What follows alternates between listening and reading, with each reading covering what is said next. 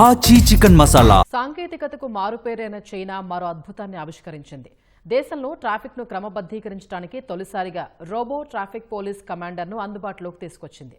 AI టెక్నాలజీతో పనిచేసే ఈ రోబో పోలీస్ వాహనాల రద్దీని నియంత్రించడంలో కీలక పాత్ర పోషిస్తోంది. ట్రాఫిక్ ఉల్లంఘనల్ని పసిగడుతూ అచ్చం మనిషిలాగే చేతులతో సిగ్నల్స్ ఇస్తున్న ఈ రోబో విశేషాలేంటో ఈ కథనంలో చూద్దాం.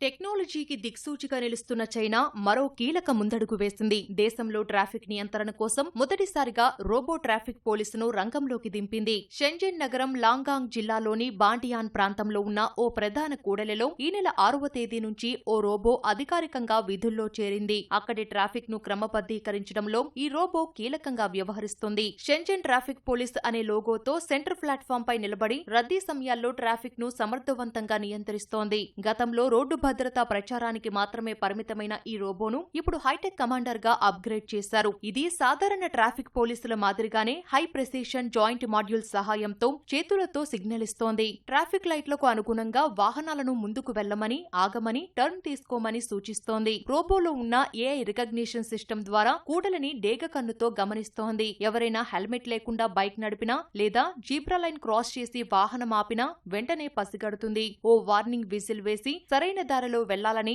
చేతులతో వారిని హెచ్చరిస్తుంది.